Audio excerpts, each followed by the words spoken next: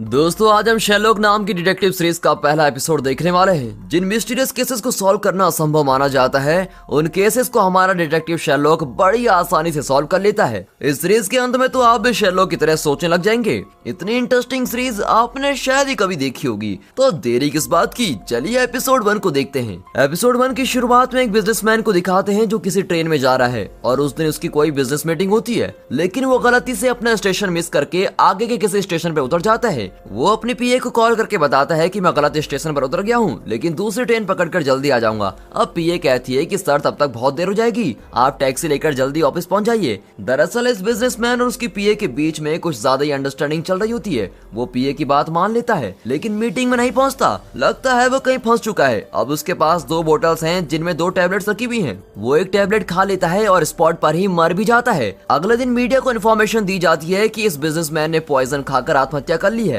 और इस रिपोर्ट के साथ ही ये केस भी बंद कर दिया जाता है। इस हादसे के 1 महीने बाद 2 फ्रेंड्स को बारिश में चलते हुए दिखाते हैं। उनमें से एक लड़के के पास छाता होता है और दूसरे लड़का बारिश में भीगता हुआ टैक्सी को बुलाता है, लेकिन टैक्सी नहीं रुकती। फिर वो अपने दोस्त से कहता है, यार तू रुक जा, मैं घर जाकर अपना छाता लेके आता हूँ। लेकिन वो लड़का ना तो घर पहुँचता है और ना ही अपने दोस्त के पास लौटता है। लगता है वो कहीं फंस गया है। अब दिखाते हैं कि उसके पास बोतल्स में 2 टैबलेट्स हैं और वो एक टैबलेट खाकर वहीं मर जाता है। और मीडिया भी यही कहती है कि ये सुसाइड केस है। अब एक बार में एक औरत खूब पीती है और नशे में धुत होकर घर लौट रही होती है, लेकिन वो घर नहीं पहुंचती और किसी जगह फंस जाती है और उसके पास भी 2 टैबलेट्स हैं जिनमें से एक खाकर वो मर जाती है और इस तरह की ये तीसरी मौत है। अब मीडिया वाले सवाल उठाने लगते हैं और एक प्रेस मीट बुलाई जाती है। तब ग्रेग नाम का एक डिटेक्टिव बताता है कि तीनों लोगों ने सुसाइड की है, लेकिन तीनों की मौत एक ही टाइप के पॉइजन से हुई है। एक रिपोर्टर पूछता है, सर ये भी तो हो सकता है कि किसी ने उन्हें पॉइजन देकर मार डाला। अब ग्रेग तुरंत जवाब देता है कि ऐसा नहीं हो सकता, क्योंकि इन तीनों लोगों में एक पॉइजन के अलावा और कोई भी कनेक्शन नहीं है।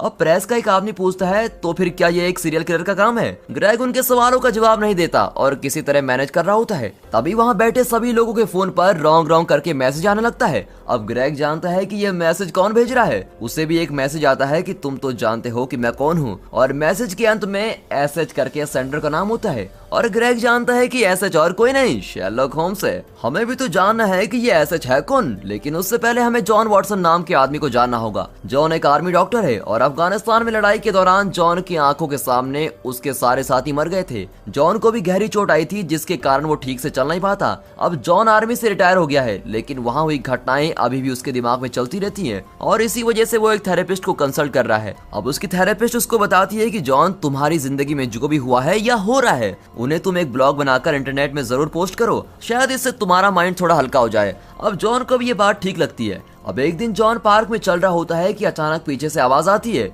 अरे यार वॉटसन, कैसे हो तुम? जॉन मुड़कर देखता है पर वो उस आदमी को जानता भी नहीं। अब जॉन को कंफ्यूजन में देखकर वो आदमी कहता है, यार मुझे नहीं पहचाना, मैं हूँ माइक। तब जाकर वॉटसन को याद आता है कि माइक उसका पुराना दोस्त है। तो बताओ वॉटसन, लाइफ में क्या चल रहा है? वॉटसन कहता है, मैं तो ठीक हूँ यार, लेकिन मैं एक घर की तलाश में हूँ। अब जिस घर में रहते हो वहाँ क्या प्रॉब्लम है? वॉटसन कहता है, मैं और मेरा रूममेट मिलकर घर का रेंट देते थे, लेकिन अब वो इंग्लैंड छोड़कर जा रहा है और मेरी पेंशन भी कम है और उसमें मुझे अपना इलाज भी करवाना पड़ता है। मैं अकेला उस घर का रेंट नहीं दे सकता, इसलिए मैं सोचता हूँ कि घर खाली करके किसी के साथ रूम शेयर कर लूँ, लेकिन मेरे साथ रूम शेयर करेगा कौन? इस पर माइक चौंक कर कहता है, अरे यार वॉटसन, बिल्कुल यही शब्द अभी मेरे दोस्त ने मुझसे कहे। उसे भी रूम रेंट की प्रॉब्लम है और वो एक रूममेट को ढूंढ रहा है, तुम उसके साथ क्यों नहीं चल जाते? अब वॉटसन पूछता है, तुम्हारे दोस्त का नाम क्या है? माइक कहता है, उसका नाम है शेरलॉक होम्स, चलो मैं अभी तुम्हें उससे मिलवाता हूँ। अब ये कहकर माइक वॉटसन को लेके जाता है। एक हॉस्पिटल के लैब में शेरलॉक कुछ कर रहा होता है, तब माइक और वॉटसन वहाँ आते हैं। माइक को देखकर शेरलॉक कहता है, मुझे अपना मोबाइल दो, एक टेक्स्ट मैसेज भेजना है। माइक अपना मोबाइल ढूंढता है और फिर कहता है, सॉरी शेरलॉक, मैं अपना मोबाइल कोट पॉकेट में भूल गया हूँ। तब वॉटसन अपना फोन शेरलॉक को देता है और मोबाइल लेकर शेरलॉक 2-3 सेकंड उसे और वॉटसन को देखता है और तुरंत पूछता है, अफगानिस्तान या इराक? वॉटसन की कुछ समझ में नहीं आता और पूछता है, क्या मतलब? मतलब ये कि तुम्हारे पैर में चोट आई है ना? वॉटसन सोच में पड़ जाता है कि चोट तो आई है, लेकिन यह हादसा अफगानिस्तान या इराक में हुआ है, ये इसको कैसे पता? फिर वो बताता है कि ये चोट अफगानिस्तान में ही लगी थी। एक और बात है वॉटसन, तुम्हें वायलिन की आवाज से कोई प्रॉब्लम तो नहीं है ना? मैं घर में रोज वायलिन बजाता हूँ और इससे मेरा दिमाग और तेज सोचने लगता है। तुम मेरे रूममेट बनने वाले हो, इसलिए सोचा तुम्हें बता दूं, कहीं बाद में कोई प्रॉब्लम ना हो। वॉटसन को शौक पे शौक मिल रहा होता है। वो पूछता है कि हमने एक शब्द भी नहीं कहा, पर फिर भी तुमको कैसे पता कि मैं रूम शेयरिंग के बारे में बात करने वाला हूँ? शेरलॉक बहुत ही कैजुअली कहता है कि बात एकदम सिंपल है। आज सुबह ही मैंने माइक से इस बारे में बात की। अब माइक तुम्हें मेरे पास लाया है तो इसका मतलब तो यही हुआ ना कि तुम मेरे साथ रूम शेयर करना चाहते हो। तो दोस्त वॉटसन, मुझे तुम्हारे साथ रहने में कोई प्रॉब्लम नहीं है, कल घर पे मिलते हैं, ओके। और ये कहकर शेरलॉक वहाँ से जाने लगता है। सुनिए भाई साहब, एक्सक्यूज मी, आप तो अपनी धुन में ही लगे हुए हैं। मैं तुम्हारे बारे में कुछ नहीं जानता, तुम्हारा नाम तक नहीं जानता और तुम कहते हो कि घर पर मिलेंगे। अरे तुम्हारे घर का एड्रेस कौन बताएगा? और वॉटसन के सवाल सुनकर शेरलॉक कहता है, मैं तुम्हें खूब जानता हूँ, तुम एक आर्मी डॉक्टर हो और अफगानिस्तान में रह चुके हो। तुम्हारा एक भाई है जो दारू के बिना जिंदा नहीं रह सकता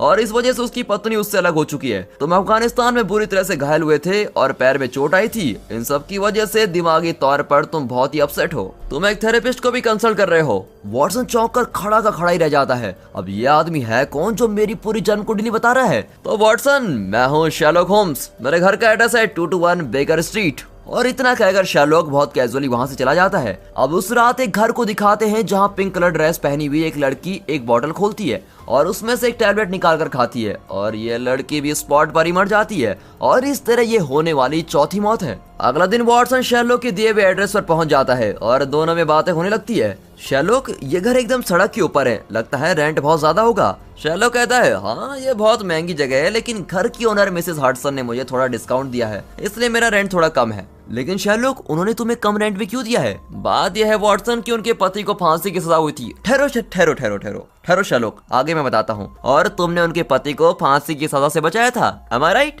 नहीं वॉटसन, दरअसल उसे फांसी की सजा मैंने ही दिलवाई थी और इसलिए खुश होकर मिसेस हडसन ने मेरा रेंट कम कर दिया। ये कहकर शेरलॉक वॉटसन को अंदर लेके जाता है। घर बहुत ही बढ़िया होता है। शेरलॉक, मैंने इंटरनेट पे तुम्हारी वेबसाइट देखी, द साइंस ऑफ डिडक्शन। ओह, जानकर खुशी भी वॉटसन, पर वहाँ पर तुम्हें कुछ इंटरेस्टिंग लगा? इंटरेस्टिंग? क्या बात करते हो शेरलॉक? उसमें लिखी हुई हर बात मुझे तो एकदम इम्पॉसिबल लगी। लिखा था कि एक आदमी का टाई देखकर तुमने पता लगा लिया कि वो एक सॉफ्टवेयर इंजीनियर है और दूसरे आदमी का सिर्फ अंगूठा देखकर तुमने जान लिया कि वो एक एयर पायलट है। क्या तुम्हें सब ढोंग नहीं लगता? शेरलॉक कहता है, ढोंग नहीं वॉटसन, तुम्हारा सर, पैर और हाथ देखकर मैंने जान लिया था कि तुम एक आर्मी ऑफिसर हो। तुम्हारा मोबाइल देखकर जाना कि तुम्हारा भाई पियक्कड़ है और उसकी पत्नी से उसकी नहीं बनती थी। क्या तुम्हें लगता है कि यह सब भी ढोंग था? वॉटसन की बोलती बंद हो जाती है। तब वहाँ घर की ओनर मिसेस हडसन आती है और बड़े प्यार से शेरलॉक को डांटती है कि ये घर का क्या हाल बना रखा है शेरलॉक। फिर एक न्यूज़पेपर को देखकर पूछती है, क्या तुमने न्यूज पढ़ी? एक ही पॉइजन से 3 लोग मर गए हैं। तब शेरलॉक खिड़की से देखता है कि एक पुलिस कार आ रही है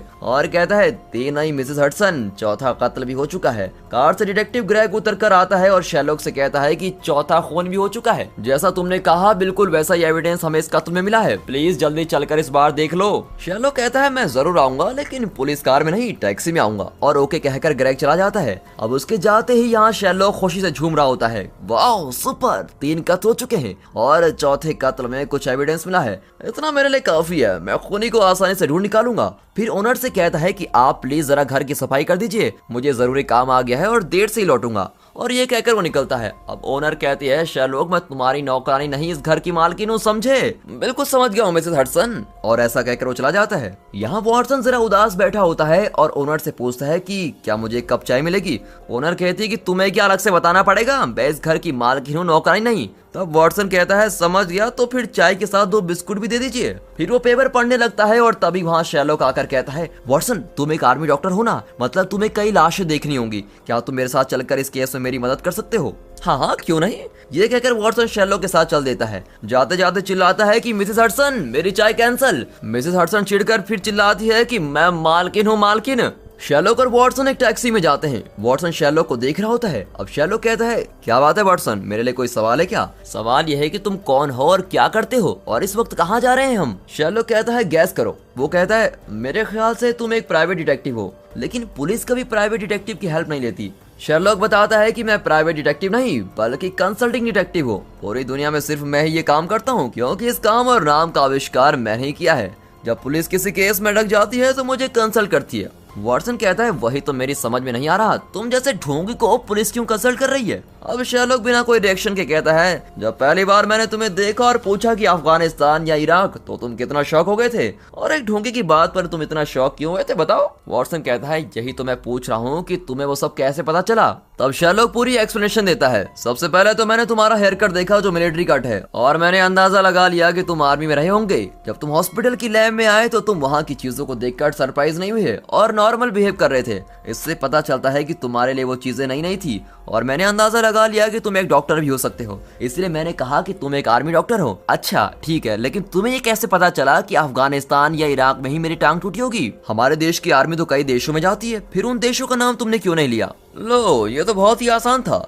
मैंने तुम्हारे हाथ को ध्यान से देखा तो तुम्हारी कलाई का ऊपरी हिस्सा गोरा और नीचे का हिस्सा ब्राउन था। मतलब ये कि तुम जरूर तेज गर्मी वाले देश में रहे होंगे, और हमारे देश की आर्मी जिन देशों में है उनमें से ज्यादातर गर्मी वाले देश सिर्फ अफगानिस्तान और इराक हैं। मिल गए तुम्हें सारे जवाब? चलो ये भी ठीक है, लेकिन मेरे भाई की लाइफ स्टोरी का तुम्हें कैसे पता चला? याद है मैंने मैसेज करने के लिए तुम्हारा मोबाइल लिया था। वो मोबाइल बहुत ही कॉस्टली लग रहा था। वो तुम्हारा हो ही नहीं सकता, क्योंकि अगर उतना कॉस्टली मोबाइल तुम खरीद सकते तो इस तरह रूम शेयर नहीं कर रहे होते, है ना? चलो मान लिया कि तुम्हें किसी ने फोन गिफ्ट किया है, तब तुम इस फोन को बहुत ही संभाल कर रखते, राइट? लेकिन पॉकेट में रखी हुई चाबियों से फोन पर कई स्क्रैचेस लगे हुए थे, और नए मोबाइल को कोई ऐसे नहीं रख सकता। इसका मतलब ये कि वो पुराना मोबाइल है जिसे तुमसे पहले किसी ने यूज किया है और फिर तुमको दे दिया है। मोबाइल के पीछे हैरी वॉटसन फ्रॉम कॉलरा करके लिखा हुआ था, और तुम्हारा नाम जॉन वॉटसन है, तो हैरी तुम्हारा भाई हो सकता है। हाँ, वो तुम्हारा पिता का नाम भी हो सकता है, लेकिन ये मोबाइल ज्यादातर नई जनरेशन के लोग यूज करते हैं, तो मोबाइल तुम्हारे पिता का नहीं हो सकता। मतलब ये कि हैरी तुम्हारा भाई होगा जिसने अपना पुराना मोबाइल तुमको दे दिया होगा।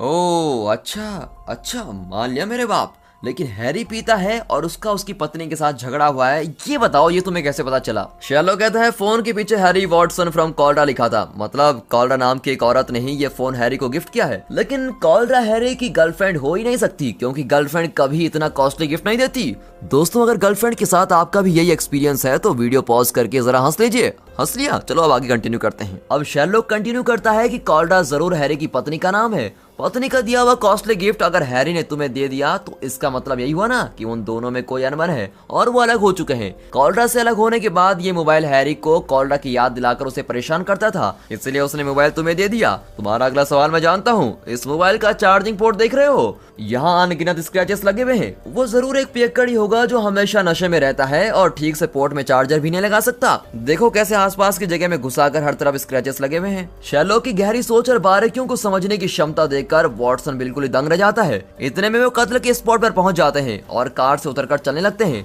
तब शेरलॉक पूछता है, क्यों वॉटसन, मेरा सारा अनुमान ठीक निकला कि नहीं? अनुमान तो ठीक था, लेकिन हैरी मेरा भाई नहीं, वो मेरी बहन है। ओह नो, इस बात पर मेरा ध्यान क्यों नहीं गया? फिर दोनों कत्ल के स्पॉट पर पिंक कलर ड्रेस पहनी हुई लड़की की लाश देखते हैं, और मरने से पहले उसने अपने नाखूनों से लकड़ी के फ्लोर पर रेचे करके लिखा होता है। वहाँ एंडरसन नाम का एक फॉरेंसिक ऑफिसर आता है जो कहता है रेचे एक जर्मन शब्द है, इसका मतलब है कि रिवेंज। फिर वो लड़की का क्रेडिट कार्ड देखकर बताता है कि इस लड़की का नाम जेनिफर है और ये एक जर्मन है। इन्फॉर्मेशन के लिए थैंक यू, ये कहकर शेरलॉक एंडरसन के मुंह पर दरवाजा बंद कर देता है। दरअसल शेरलॉक और एंडरसन की बिल्कुल भी नहीं बनती, और अब शेरलॉक और वॉटसन लाश को अच्छी तरह से चेक करते हैं, और वॉटसन शेरलॉक को कुछ बातें बताता है। फिर शेरलॉक ग्रेग को बताता है कि जेनिफर जर्मनी से नहीं, कार्डिफ नाम के शहर से आई है। तुम ये कैसे कह सकते हो? ग्रेग के सवाल का जवाब देते हुए शेरलॉक कहता है कि जेनिफर का ड्रेस गीला है, इसका मतलब है कि वो बारिश में भीगती भी आई थी, लेकिन उसके पास एक छाता है जो बिल्कुल सूखा है। मतलब ये कि छाता होने के बावजूद जेनिफर ने उसको नहीं खोला। इससे पता चलता है कि तेज हवा चल रही थी और इस वजह से वो छाता नहीं खोल पाई और भीगती हुई चली आई। फिर शेरलॉक मोबाइल में मैप खोलकर सर्च करता है कि आसपास के किन शहरों में तेज हवा के साथ बारिश हुई थी। तब पता चलता है कि कार्डिफ में बारिश हुई थी, इसलिए मैं दावा के साथ कह सकता हूँ कि ये कार्डिफ से आई थी। अगर जेनिफर उतनी दूर से यहाँ आई थी तो उसके पास एक सूटकेस जरूर होगा। वो सूटकेस कहाँ है ग्रेग? अब शेरलॉक का सवाल सुनकर ग्रेग हंसकर पूछता है कि ये तो जरूरी नहीं कि कार्डिफ से जो आए उसके साथ सूटकेस भी होगा। शेरलॉक कॉन्फिडेंटली कहता है कि दूसरों का तो पता नहीं, लेकिन जेनिफर एक सूटकेस जरूर लाई थी। इसके दाहिने पैर के एंकल पर कुछ निशान है जो बाएं एंकल में नहीं है। इसका मतलब ये औरत ट्रॉली जैसा एक सूटकेस लाई थी और उसे दाहिने हाथ से खींचकर लाई थी। ये उसी के निशान है, और जेनिफर यहाँ अपने सीक्रेट लवर से मिलने आई थी। शेरलॉक, तुम मजाक कर रहे हो ना? एक लाश को देखकर कैसे बता दिया कि इसका सीक्रेट लवर है? बात यह है ग्रेग कि इसने जो भी ज्वेलरी पहनी है सारी की सारी हाल ही में पॉलिश की गई है, लेकिन इसका वेडिंग रिंग एकदम पुराना लग रहा है और इसे कभी पॉलिश नहीं किया गया है। इससे पता चलता है कि ये अपनी शादी से खुश नहीं थी। इसका वेडिंग रिंग कम से कम 10 साल पुराना है और इतना साल अंगूठी पहनने पर उंगली पर एक निशान बन जाता है, लेकिन जेनिफर की उंगली में ऐसा कोई निशान नहीं है। ऊपर से रिंग के अंदर का हिस्सा अभी भी चमक रहा है। इसका मतलब यह है कि वो इस रिंग को बार बार उतार देती है। एक सेकंड के लिए हम मान लेते हैं कि जेनिफर हाथ से कुछ काम करती थी और इसीलिए रिंग को उतार देती थी, लेकिन लेकिन इसके हाथ के नाखून एकदम शार्प हैं और ऐसे शार्प नाखून को रखकर वो हाथ से करने वाला कोई भी काम नहीं कर सकती। तो फिर वो रिंग को हमेशा क्यों उतार देती है? इसका एक ही कारण होगा और वो ये है कि इसका कोई सीक्रेट लवर है जिससे मिलने के लिए जेनिफर अपनी वेडिंग रिंग निकाल देती है। लेकिन उस बेचारे सीक्रेट लवर को नहीं पता कि इसकी शादी को 10 साल से ज्यादा हो चुके हैं। ये सुनकर तो वॉटसन भी वाह करते रह जाता है। अब शेरलॉक कहता है अब हमें रेचल का पता लगाना होगा। अब ये रेचल कौन है भाई? जेनिफर ने तो सिर्फ रेचल लिखा था जो एक जर्मन शब्द है। शेरलॉक कहता है कि अरे वो कोई जर्मन शब्द नहीं है। सोचो कि कुछ देर में तुम मरने वाले हो तो क्या तुम बेकार में जर्मन शब्द रेचे या इंग्लिश में रिवेंज लिखते हैं? नहीं ना। एक्चुअली जेनिफर हमें कुछ बताना चाहती है और वो है रेचल।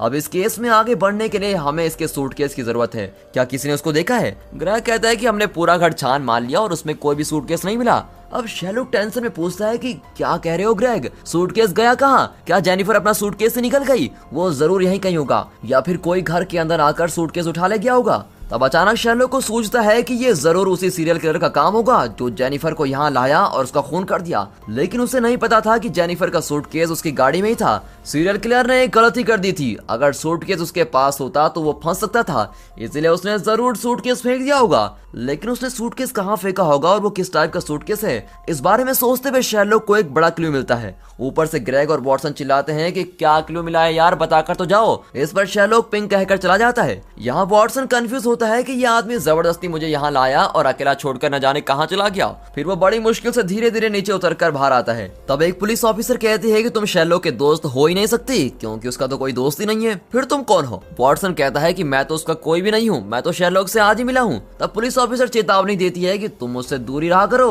उसे इस तरह की इन्वेस्टिगेशन के पैसे नहीं मिलते। कॉम्प्लिकेटेड केसेस को सॉल्व करना तो सिर्फ उसकी हॉबी है। अगर तुम उसके साथ रहे तो तुम्हारी लाइफ भी बेमतलब हो जाएगी, बाकी तुम्हारी मर्जी। अब इतना सब सुनकर वॉटसन मायूस होकर चलने लगता है। वो नोटिस करता है कि जब भी वो किसी टेलीफोन बूथ के पास जाता है तो वहाँ का फोन बजने लगता है। वॉटसन एक बूथ के अंदर जाकर कॉल अटेंड करता है तो उस तरफ से कोई कहता है कि तुम्हारे पास एक कैमरा है, जरा उसे देखो। वॉटसन भी कैमरे को देखता है तो कैमरा उसकी ओर मुड़ता है। फिर वो देखता है कि वहाँ का हर कैमरा उसकी ओर मुड़ रहा होता है। वॉटसन समझ जाता है कि वहाँ का हर कैमरा उसको वॉच कर रहा है और उसी वक्त वहाँ एक गाड़ी आती है। फोन पर कोई कहता है कि उस गाड़ी में चढ़ जाओ वॉटसन। वॉटसन गाड़ी में चढ़ता है तो उसमें एक खूबसूरत लड़की होती है। वॉटसन सोचता है कि उसको किडनैप करके वो इस लड़की से उसकी शादी करवाने वाले हैं, लेकिन गाड़ी सीधे एक पुरानी बिल्डिंग के अंदर जाकर खड़ी होती है। वहाँ छाता पकड़कर एक आदमी खड़ा होता है और कहता है कि तुम्हारा स्वागत है जॉन वॉटसन, तशरीफ रखो। वॉटसन कहता है कि तशरीफ तो तुम अपने पास ही रखो, पहले मुझे बताओ कि यहाँ क्यों आए हो। वो आदमी पूछता है कि तुम शेरलॉक के दोस्त हो ना? यार कितनी बार कहूँ कि मैं उसका दोस्त नहीं हूँ, मैंने पहली बार उसको कल ही देखा,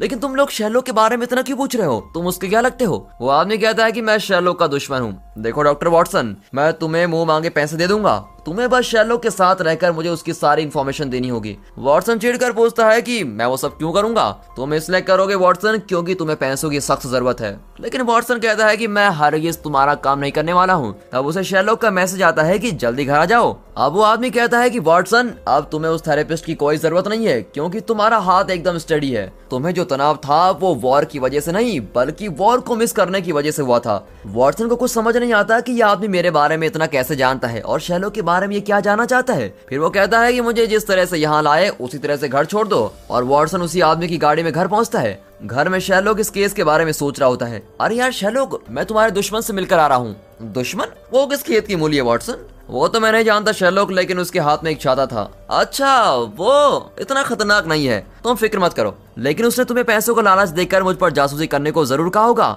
हाँ शेरलॉक, उसने बिल्कुल वही कहा था, लेकिन मैंने साफ इनकार कर दिया। यार वॉटसन, तुम भी कितने भोले हो। अगर तुमने हाँ कर दिया होता तो कम से कम हमें कुछ पैसे मिल जाते। इस पर वॉटसन कहता है वो सब छोड़ो, उस पिंक ड्रेस वाली जेनिफर के केस में क्या हुआ और मुझे अकेला छोड़कर तुम वहाँ से कहाँ चले गए थे? शेरलॉक कहता है कि फिलहाल तो तुम अपना मोबाइल निकालो और टेबल पर एक नंबर है, उसे एक मैसेज भेजो और मैसेज में ये टाइप करो कि क्या हुआ, मुझे चक्कर आ रहे हैं, प्लीज इस एड्रेस पर पहुंच जाओ। वॉटसन चौंक कर पूछता है शेरलॉक, तुमने पी तो नहीं रखी है? तुम्हें चक्कर कब से आने लग गए और ये मैसेज किसको भेजना चाहते हो? इस पर शेरलॉक उसको एक पिंक कलर का सूटकेस लाकर दिखाता है और देखते ही वॉटसन जान जाता है कि ये मरी हुई जेनिफर का सूटकेस है और पूछता है ये तुम्हें कहां से मिला? शेरलॉक बताता है कि जेनिफर को खूनी अपनी कार में लाया था और गलती से उसका सूटकेस कार में रह गया था और खूनी जेनिफर का खून करके अपनी कार में चला गया। लेकिन उसने जल्दी जेनिफर का सूटकेस देख लिया होगा और इस सूटकेस के रहते वो बहुत ही जल्दी पकड़ा जाता, इसलिए उसने सूटकेस रास्ते के किसी कूड़ेदान में फेंक दिया होगा और इसीलिए मैंने कत्ल के स्पॉट पर 5 मिनट के ट्रेवल के अंदर रखे गए सारे कूड़ेदानों की छान मारी और तब जाकर इस सूटकेस मेरे हाथ लगा। लेकिन शैरलॉक ये जेनिफर का ही सूटकेस है, इसकी क्या गारंटी है? वॉटसन, जेनिफर की ड्रेस पूरी तरह से पिंक है, इसीलिए उसने सूटकेस भी पिंक ही चुना होगा और हमारा मेन क्लू भी यही है, पिंक। वाह शैरलॉक, तुम्हारा जवाब नहीं, पर तुम मुझे किसे मैसेज भेजने को कह रहे हो? वॉटसन ध्यान से सुनो, कत्ल के स्पॉट पर और इस सूटकेस में एक चीज मिसिंग है, गैस करो। वॉटसन गैस नहीं कर पाता। शैरलॉक कहता है यार जेनिफर का मोबाइल फोन मिसिंग है। इस पर वॉटसन कहता है शायद वो घर पर ही भूल गई थी। नहीं नहीं वॉटसन, ये नहीं हो सकता। जेनिफर का एक सीक्रेट लवर है जिससे वो मिलने यहाँ आई थी और मोबाइल घर पर भूलने का तो सवाल हो ही नहीं सकता। वो फोन जरूर लाई होगी और शायद अब वो मोबाइल खूनी के पास है। वॉटसन चौंक कर कहता है अबे डिटेक्टिव कहीं गए, तो क्या तुम उस खूनी को मेरे फोन से मैसेज भिजवाना चाहते हो? हाँ वॉटसन, यही, अभी अभी उसने जेनिफर का कत्ल किया है और जेनिफर का फोन भी उसी के पास है। अब हम उस फोन को मैसेज भेजेंगे कि मुझे चक्कर आ रहे हैं, प्लीज इस एड्रेस पर पहुंच जाइए। नॉर्मल इंसान को अगर ऐसा मैसेज मिले तो वो उसको इग्नोर कर देगा, लेकिन अगर ये मैसेज खूनी को भेज दिया जाए तो वो टेंशन में आ जाएगा और यही तो हमें चाहिए। अब चलो मेरे साथ। एक मिनट शैरलॉक, तुम हमेशा अपने आप से बातें करते रहते हो है ना? अपने आप से नहीं वॉटसन, वहाँ एक कंकाल रखा होता है, मैं उससे बातें करता हूँ। लेकिन मिसेस हडसन कंकाल उठाकर ले गई।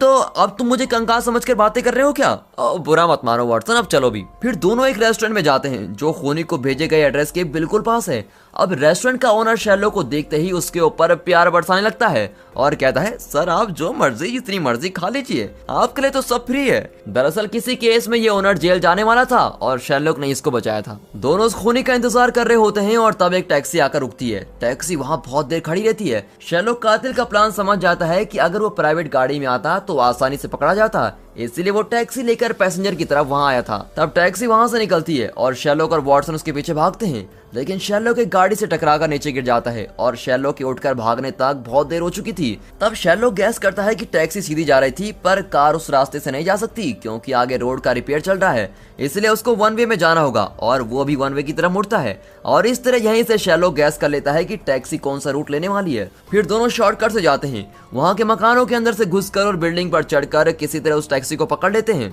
शैरलॉक टैक्सी के पैसेंजर को देख लेता है पर कहता है ये खूनी नहीं। अब वॉटसन कहता है कि इसके मुंह पर क्या लेबल लगा हुआ है कि ये खूनी नहीं है? नहीं वॉटसन, उसका सूटकेस देखो, वो अभी अभी एयरपोर्ट से आया है और पहली बार लंदन आया है और रास्ता न जानने की वजह से वो यहाँ वहाँ टैक्सी में घूम रहा है। फिर वो पैसेंजर से कहता है कि आपको तकलीफ देने के लिए सॉरी, हम पुलिस वाले हैं, अगर कोई आपको प्रॉब्लम हो तो हमें कांटेक्ट कीजिए। और ये कहकर दोनों वहाँ से खिसकने लगते हैं, लेकिन पैसेंजर असली पुलिस से कंप्लेंट करता है कि सर ये दोनों पुलिस बनकर मुझको डरा रहे थे। और ये देखकर शैरलॉक और वॉटसन वहाँ से भागकर घर पहुँचते हैं। तब शैरलॉक कहता है कि वॉटसन बाहर तुम्हारा गिफ्ट वेट कर रहा है और उसी वक्त दरवाजे पर कोई नॉक करता है। वो और कोई नहीं बल्कि रेस्टोरेंट का ओनर है, जो वॉटसन की वॉकिंग स्टिक उसको लौटाकर कहता है कि शैरलॉक ने मुझे फोन किया था कि आप ये स्टिक भूल गए हैं। अब इस स्टिक के सपोर्ट के बिना ही वॉटसन इतनी देर तक चल फिर रहा था और यही नहीं, बिल्डिंग पर चढ़कर ऊपर से छलांग भी मार रहा था। मतलब ये कि वॉटसन का पैर टूटा नहीं बल्कि वो पैर टूटने की एक्टिंग कर रहा था। वॉटसन समझ जाता है कि शैरलॉक ये बात जान गया था। शैरलॉक अब सोचता है कि शायद वॉटसन अब उसके साथ नहीं रहना चाहेगा। इतने में मिसेस हडसन आकर कहती है कि शैरलॉक तुमने अब क्या गुल खिला दिए हैं जो यहाँ पुलिस भी आ गई है। दोनों ऊपर जाकर देखते हैं तो वहाँ ग्रेग और उसके आदमी खड़े होते हैं। ग्रेग पूछता है कि शैरलॉक तुमने मुझे इन्फॉर्म क्यों नहीं किया कि तुम्हें जेनिफर का सूटकेस मिल गया है? ग्रेग तुम एक पुलिस ऑफिसर होकर इस तरह घर का दरवाजा तोड़कर अंदर नहीं आ सकते। ग्रेग कहता है कि इस केस का इंपॉर्टेंट एविडेंस तुमने अपने पास छुपा कर रखा है, उल्टा चोर कोतवाल को डांटे, हम तो यहाँ ड्रग्स की तलाश में आए हैं। शैरलॉक चौंक कर कहता है क्या ड्रग्स और मेरे घर में? तब एक पुलिस ऑफिसर पूछती है कि तुम अपने घर में मरे हुए लोगों की आंखें भी रखते हो? शैरलॉक कहता है कि हाँ मैंने साइंस लैब से मंगवाई थी। वो पूछती है वो तो ठीक है लेकिन तुमने इन्हें माइक्रोवेव ओवन में क्यों रखा है? शैरलॉक कहता है कि ये मेरा एक्सपेरिमेंट है और तुम उसको टच मत करो, उसको वहीं रख दो। वहाँ एंडरसन भी आया होता है जिससे शैरलॉक बहुत ही चिढ़ता है। ग्रेग कहता है कि शैरलॉक मैं तुम्हें इस केस में लाया था, मुझे इन्फॉर्म किए बिना तुम अकेले फैसला मत लिया करो। और जेनिफर ने नाखूनों से रिचे करके लिखा हुआ था, वो रिचे नहीं रेचल है जो जेनिफर की बेटी है। शैरलॉक कहता है कि तो फिर जल्दी से रेचल को बुलाइए, मुझे उससे सवाल करने हैं। वो कहते हैं कि हम उसको नहीं बुला सकते क्योंकि वो 14 साल पहले मर गई थी। ग्रेग जो लड़की 14 साल पहले मर गई थी अब उसका नाम जेनिफर क्यों लिखेगी? ये भी तो पॉसिबल है कि खूनी ने रेचल के नाम से जेनिफर को टॉर्चर करके उसको जहर देकर मार डाला हो। ग्रेग कहता है नहीं वॉटसन, ये 14 साल पहले की बात है, ऊपर से जेनिफर का सीक्रेट लवर भी है, वो जहर खाकर क्यों मरेगी? इस बारे में शैरलॉक बहुत ही सोच रहा होता है और दूसरे ऑफिसर यहाँ वहाँ घूम रहे होते हैं। तब मिसेस हडसन आकर कहती है कि शैरलॉक तुमने टैक्सी बुक की थी ना, शेरलॉक कहता है मैंने तो कोई टैक्सी बुक नहीं की, और ये कहकर फिर गहरी सोच में चल जाता है। मिसेस हडसन पूछती है कि वॉटसन, ये पुलिस ने घर में क्या हाल बना दिया है। मिसेस हडसन, पुलिस को लगता है कि यहाँ ड्रग्स छुपा कर रखे गए हैं। ड्रग्स और मेरे घर में, ये कैसे हो सकता है? इनकी बातें सुनकर शेरलॉक और भी टेंशन में आकर चिल्लाता है कि मुंह बंद करके रखने के कितने पैसे लेंगे आप लोग? कुछ देर के लिए चलना फिरना बंद कर दो, सांस लेने की आवाज भी नहीं आनी चाहिए। एंडरसन, तुम उस तरफ घूम जाओ क्योंकि तुम्हारा मुंह देखकर मेरा दिमाग बिल्कुल भी नहीं चलता। अब एंडरसन चौंक जाता है कि भाई मेरे मुंह से क्या प्रॉब्लम है, लेकिन शेरलॉक, नीचे टैक्सी तुम्हारा इंतजार कर रही है। अब शेरलॉक फिर चिल्लाता है कि मुंह बंद कीजिए मिसेस हडसन। वो बेचारी चुपचाप नीचे चली जाती है। शेरलॉक दिमाग को टटोल रहा होता है कि मरते वक्त जेनिफर ने रिचल का नाम ही क्यों लिखा। तब शेरलॉक को एक बात स्ट्राइक करती है कि जेनिफर ने जानबूझकर अपना मोबाइल और सूटकेस टैक्सी में छोड़ा होगा, क्योंकि वो जानती थी कि वो जल्दी मरने वाली है और वो हमें अपने खूनी के बारे में क्लू देना चाहती थी, इसलिए उसने मरते वक्त रिचल लिखा था। समझ गए आप लोग? लेकिन वहाँ किसी के भेजे में उसकी बात नहीं आती और वे शेरलॉक को टुकर टुकर देख रहे होते हैं। अब शेरलॉक चौंक जाता है कि भाई ये कैसी टीम है जहाँ सभी के सभी बेवकूफ हैं। वॉटसन, जेनिफर के सूटकेस में एक ईमेल एड्रेस है, वो मुझे दो। दरअसल वो एक मी फोन टाइप का ईमेल एड्रेस है। मी फोन एक ऐप है जिसमें अगर ईमेल एड्रेस और पासवर्ड एंटर करने पर उस ईमेल एड्रेस का अकाउंट लोकेशन ट्रेस किया जा सकता है। तो वे ईमेल एड्रेस डालते हैं। अब पासवर्ड क्या हो सकता है? पासवर्ड है रिचल। जेनिफर ने यही क्लू देना चाहा था। रिचल करके पासवर्ड एंटर करने पर उस मोबाइल की लोकेशन ट्रेस हो जाती है। इसी बीच मिसेस हडसन आकर कहती है कि शेरलॉक, नीचे टैक्सी ड्राइवर कुछ ज्यादा ही बकबक कर रहा है, तुम आकर उससे निपटो प्लीज। अब शेरलॉक चिढ़कर कहता है देखिए मैंने कोई टैक्सी बुक ही नहीं की है, मैं एक जरूरी काम कर रहा हूँ प्लीज। तभी मी फोन ऐप उस मोबाइल का लोकेशन दिखाता है और ये क्या, मोबाइल तो इसी घर में है। शेरलॉक शॉक होकर सोचने लगता है कि ये हो क्या रहा है। तब उसे ख्याल आता है ओ माय गॉड, वो टैक्सी, बिना बुक किए ये टैक्सी यहाँ क्या कर रही है? इतना ही नहीं, इन चारों कत्लों के बीच एक कॉमन चीज है, टैक्सी। खूनी का पहला शिकार वो बिजनेसमैन था जो टैक्सी पकड़कर ही मीटिंग के लिए निकला था। फिर बारिश में भीगता हुआ लड़का भी टैक्सी पकड़कर ही गया था, और बार में वो लड़की भी शराब पीकर टैक्सी में गई थी, और आखिर में जेनिफर भी टैक्सी में ही थी। इस बीच शेरलॉक को एक मैसेज आता है कि मेरे साथ चलो, और ये मैसेज बाहर खड़ा टैक्सी ड्राइवर ही भेज रहा था। शेरलॉक बाहर जाने लगता है। वॉटसन के पूछने पर वो बताता है कि यहाँ रहकर मुझसे सोचा नहीं जा रहा है, मैं जरा बाहर जाकर आता हूँ। अब ये कहकर वो बाहर जाता है और टैक्सी ड्राइवर को देखता है। ओह, तो तुम हो सीरियल किलर। एक्चुअली पहले भी हम तुमको लगभग पकड़ चुके थे, लेकिन उस दिन रेस्टोरेंट के बाहर जब तुम्हारी टैक्सी आई तो हमें लगा कि पैसेंजर ही खूनी है, लेकिन असली खूनी तो तुम हो, टैक्सी के ड्राइवर। खूनी मुस्कुराकर कहता है तुमने तो ठीक पहचाना, टैक्सी ड्राइवर होने की वजह से मुझ पर कोई शक नहीं करता और मैं जहाँ जाना चाहता हूँ वहाँ जा सकता हूँ। अरे अपनी कहानी रहने दो, पहले ये बताओ कि तुमने उन 4 लोगों का क्या किया और कैसे उनको मारा। मैंने किसी का खून नहीं किया है सर, मैंने तो सिर्फ उनसे बातचीत की थी और उसके बाद उन्होंने खुदकुशी कर ली। मैं जानता हूँ कि ऊपर पुलिस है और अगर तुम उनको बुलाओगे तो वो मुझको अरेस्ट भी कर लेंगे, लेकिन तुम्हें ये कभी पता नहीं चल पाएगा कि मैंने उन चारों से क्या बात की थी।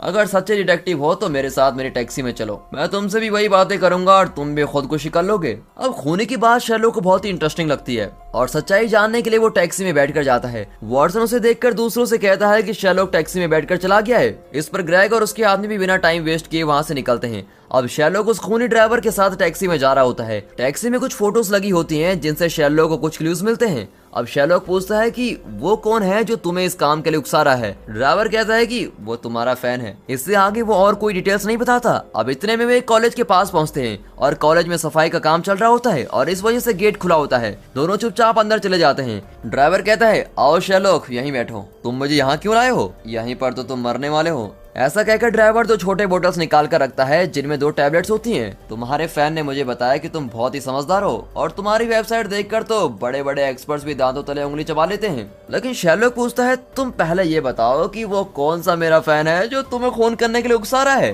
वो तो मैं नहीं बता सकता शेरलॉक। चलो गेम शुरू करें। तो इन दोनों टैबलेट्स में से एक जानलेवा है और उसको खाते ही तुम मर जाओगे, और दूसरा एकदम नॉर्मल है जिससे तुम्हें कोई नुकसान नहीं पहुंचेगा। इनमें से कौन सा नॉर्मल है और कौन सा जहरीला ये मैं जानता हूँ, लेकिन तुम नहीं जानते। शेरलॉक पूछता है मैं ये बेकार सा गेम क्यों खेलूं? इससे मुझे क्या फायदा है? यही तो मजे की बात है शेरलॉक, तुम अपनी मर्जी से कोई भी टैबलेट खा सकते हो, लेकिन तुम्हारे खाने के बाद जो भी टैबलेट बचेगा वो मैं खा लूंगा। जिसकी किस्मत अच्छी होगी वो जिंदा रहेगा और दूसरा मर जाएगा। मैंने ये गेम 4 बार खेला है और एक भी बार नहीं हारा, और किसी को मेरे बारे में एक छोटा सा भी सुराग नहीं मिला है। अब शेरलॉक कहता है ओह ये बात है, मैंने टैक्सी में आते वक्त देखा कि तुमने शेविंग की हुई है। तुम्हारे गले में थोड़ा सा शेविंग क्रीम लगा हुआ है। अगर तुम्हारे घर में कोई रहता तो तुम्हें बताता कि गले में शेविंग क्रीम लगा है। मतलब ये कि तुम्हारे घर में कोई नहीं रहता और तुम बिल्कुल अकेले हो और अकेलेपन में जी रहे हो। टैक्सी में एक फोटो था जिसमें 2 बच्चे हैं और अपनी माँ के साथ थे, लेकिन तुमने उनकी माँ का चेहरा फाड़ रखा था, और अगर वो जिंदा नहीं होती तो तुम उसकी फोटो को इस तरह नहीं फाड़ते। मतलब वो जिंदा है और जरूर तुम्हारी पत्नी ही है। लेकिन तुम दोनों के बीच झगड़ा हुआ है और दोनों अलग अलग हो गए हो। वो बहुत ही पुरानी फोटो थी, लेकिन तुमने उसको बहुत ही अच्छी तरीके से फ्रेम किया हुआ है। मतलब तुम उन दोनों बच्चों से बहुत प्यार करते हो, लेकिन तुम्हारी पत्नी बच्चों को तुमसे अलग करके अपने साथ ले गई है और इस बात को तुम बर्दाश्त नहीं कर पाते। और सुनोगे, तुम्हारी ड्रेस लगभग 3 साल पुरानी है और इस वजह से तुम पर किसी का ध्यान भी नहीं जाएगा। बड़ी चालाकी से प्लान किया है तुमने, और तुम 4 लोगों के साथ इतना रिस्की गेम खेलने के लिए तैयार थे जिसमें तुम्हारे मरने के भी चांसेस थे। अब शैलो की बातें सुनकर ड्राइवर मान जाता है कि हाँ, तुम तो बिल्कुल ठीक कहते हो। मुझे कैंसर है और मैं बहुत ही जल्दी मर जाऊंगा और मैं एक मामूली टैक्सी ड्राइवर हूँ। मेरे मरने के बाद मेरे बच्चों को कोई पैसा नहीं मिलेगा, लेकिन इस सीरियल किलर के काम में मुझको बहुत पैसे मिलते हैं। मुझे एक स्पॉन्सर भी मिला है, मैं जितने खून करूंगा वो उतने पैसे बच्चों के नाम पर जमा कर देगा। अब शैलोक पूछता है कि कौन है वो स्पॉन्सर। शैलोक, मेरा स्पॉन्सर तुम्हारा फैन है, लेकिन उसके बारे में मैं तुमको कुछ नहीं बताऊंगा। अब शैलोक कहता है तो ठीक है, तुम भी सुन लो, मैं ये गेम नहीं खेलूंगा। अब इस पर ड्राइवर शैलोक पर गन पॉइंट रखता है, पर शैलोक जरा भी नहीं डरता। अब ड्राइवर शैलोक को शूट करता है, लेकिन वो गन असली नहीं होती बल्कि एक लाइटर होता है। शैलोक कहता है कि तुमने मुझे क्या समझ रखा है, मैं खूब जानता हूँ कि क्या असली है और क्या नकली। अपना गेम किसी और के साथ खेलना, यह कहकर शैलोक वहाँ से निकलता है। तब ड्राइवर कहता है कि कम से कम इन दोनों में से एक टैबलेट को छांट तो लो, मैं जानना चाहता हूँ कि इस गेम में तुम जीते या मैं। इसमें क्या आपत्ति हो सकती है। यह सोचकर शैलोक एक टैबलेट उठा लेता है और ड्राइवर दूसरा टैबलेट उठा लेता है। तब ड्राइवर कहता है, कम ऑन शैलोक, अब टैबलेट उठा ही लिया है तो उसको खा भी लो। तुम अपना वाला मुंह में डालो और मैं अपना वाला खा लूंगा, आखिर पता तो चले कि कौन जीता। अब इस तरह वो शैलोक का ब्रेन वॉश करने लगता है और आखिर में शैलोक भी टैबलेट खाने ही वाला होता है कि अचानक टैक्सी ड्राइवर को कोई शूट कर देता है और ड्राइवर नीचे गिर जाता है। शैलोक चारों ओर ढूंढता है कि किसने शूट किया है, पर वहाँ कोई नजर नहीं आता। फिर शैलोक ड्राइवर से पूछता है कि क्या मैंने नॉर्मल टैबलेट सिलेक्ट किया था, लेकिन ड्राइवर जवाब नहीं देता। शैलोक कहता है कि कम से कम उस स्पॉन्सर का नाम तो बता दो जो तुमसे सब कुछ करवा रहा है। मेरे उस फैन का नाम क्या है। वो कहता है कि सॉरी शैलोक, मैं वो सब कुछ नहीं बता सकता, सीधे सीधे बता दो वरना बहुत पछताओगे। ये कहकर शैलोक उसे पैर के नीचे दबाने लगता है और दर्द के मारे ड्राइवर किसी मोरालिटी का नाम लेता है और फिर वहाँ मर जाता है। पुलिस और एम्बुलेंस वहाँ पहुँच जाती है। वे शैलोक को एक ब्लैंकेट से कवर कर देते हैं। शैलोक पूछता है, ग्रेग, मुझ पर ब्लैंकेट क्यों डाल रहे हो।